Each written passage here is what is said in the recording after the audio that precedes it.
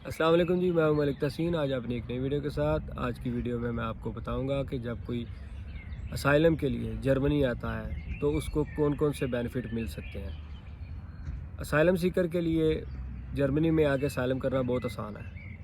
कुछ कंट्रीज़ में इसके लिए अपॉइंटमेंट लेनी पड़ती है, कोई प्रोसीजर से गुजरना पड़ता है, लेकिन जर्मनी में ऐसा नहीं है। जर्मनी में आप जब असाइलम कैंप जाते हैं, रजिस्ट्रेशन कराते हैं तो फ़ौरन ही आपको अकोमोडेशन मिल जाती है। अगर आप फैमिली के साथ हैं तो आपको अलग से रूम मिलता है, और अगर आप अकेले हैं तो तब भी आपको रूम शेयरिंग में मिलता है। और उसी दिन से आपके बेनिफिट्स जो है वो स्टार्ट कर देते हैं। जब आप कैंप में होते हैं पहले 3 महीने तक, तो उस दौरान आपको हर किस्म के मेडिकल की सहूलत दी जाती है और आपको पैसे दिए जाते हैं। पैसे इस वक्त मुझे एग्जैक्ट फ़िगर नहीं पता, लेकिन जो मेरे सोर्सेज हैं वहाँ से मैंने पता किया तो 160 यूरो एक बंदे को मिलते हैं, और फैमिली को उस हिसाब से मिलते हैं। पर पर्सन के हिसाब से आप कैलकुलेट कर सकते हैं जितने भी फ़र्द होंगे फैमिली के।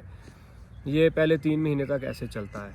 और मेडिकल जो है वो तो डे 1 से स्टार्ट हो जाता है, और उसके बाद जब 3 महीने गुजर जाते हैं, 3 महीने गुजरने के बाद ये पैसे बढ़ा के आपके फ़ी पर्सन के 4 से 500 यूरो तक बढ़ा दिए जाते हैं। और फैमिली के साथ हैं तो आपको अलग से राइश मिल जाती है, आपको अपार्टमेंट मिलता है या आपको अलग से घर मिल जाता है। और अगर अकेला लड़का है या लड़की है तो उसको अलग से सेपरेट रूम मिल जाता है।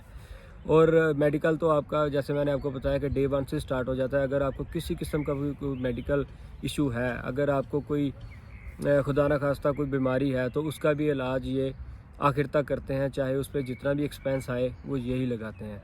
और अगर आपको छोटा मोटा कोई बुखार वगैरह इस तरह का, तो उस सूरत में भी आप जाके मेडिसन जाके ले सकते हैं फ्री ऑफ कास्ट।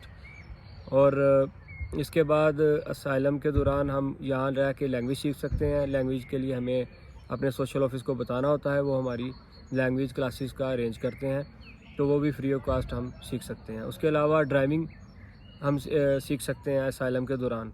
ड्राइविंग के लिए ये है कि कुछ खर्चा हमें खुद से करना पड़ता है, और खुद कुछ पैसे ये हमें देते हैं, क्योंकि ड्राइविंग लाइसेंस हासिल करना थोड़ा सा जर्मनी में टफ़ है। यहाँ पैसे थोड़े ज़्यादा लगते हैं। मेरी जो इतला है उसके मुताबिक 2500 से 3000 यूरो लगता है, जिसमें तकरीबन हाफ़ जो है ये आपको कर देते हैं और हाफ़ आपको खुद से करने पड़ते हैं।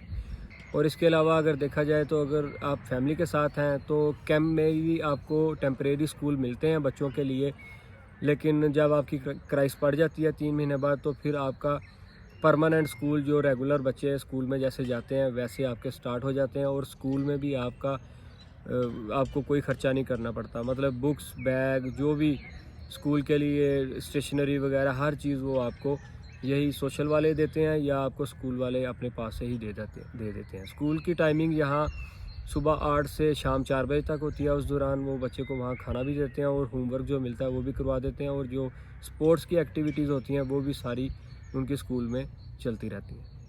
तरबियत के हिसाब से देखा जाए तो इनके स्कूल जो है बच्चों की बहुत अच्छी तरबियत करते हैं। बच्चों को पढ़ाई के अलावा दूसरी सोशल एक्टिविटीज़ में भी ट्रेन करते हैं। और इसके अलावा स्पोर्ट्स में भी जो बच्चा सेलेक्ट करता है स्पोर्ट्स में, अगर वो स्विमिंग सीखना चाहता है, जिमनास्टिक सीखना चाहता है, तो वो चीज़ें भी अवेल करते हैं फ्री ऑफ कास्ट। जब आप कैंप में होते हैं तो उस वक्त आपको पहले 3 महीने तक ये बच्चों के लिए खिलौने और आपके 3 वक्त के खाने का अरेंज भी वहीं कैंप में ही होता है। अब वहाँ मेस होती है जहाँ 3 वक्त आपने जाके खाना खाना होता है। और उसके अलावा आपको पैसे भी मिलते हैं। अगर आपको वहाँ का खाना पसंद नहीं है तो आप खुद से भी कुकिंग कर सकते हैं।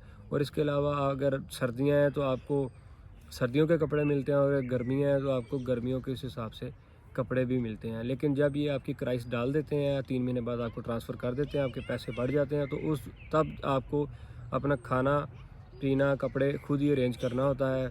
अपनी बस टिकट्स वगैरह खुद ही अरेंज करनी होती है। लेकिन मेडिकल तब भी आपका फ्री रहता है, और स्कूलिंग भी फ्री रहती है, और उसके अलावा लैंग्वेज कोर्स भी फ्री रहता है।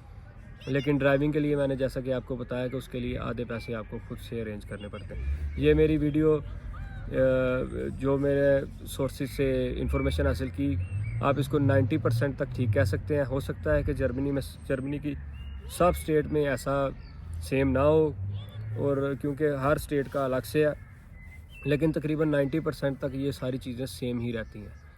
तो असाइलम सीकर के लिए जर्मनी बहुत बेस्ट है।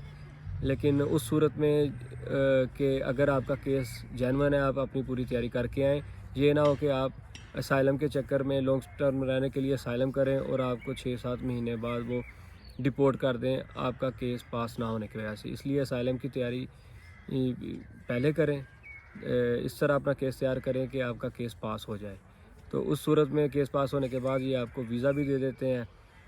और एक और चीज़ है कि असाइलम के दौरान ये आपको काम की इजाज़त भी दे देते हैं। काम की इजाज़त कैसे मिलती है वो मैंने ऑलरेडी एक वीडियो बना चुका हूँ, वो आप मेरे चैनल पे जाकर देख लीजिएगा। तो मिलते हैं इंशाल्लाह नेक्स्ट वीडियो में। अगर वीडियो पसंद आई हो तो लाइक शेयर कर दीजिएगा, चैनल को सब्सक्राइब कर दीजिएगा। मिलते हैं नेक्स्ट वीडियो में। अल्लाह हाफ़िज़।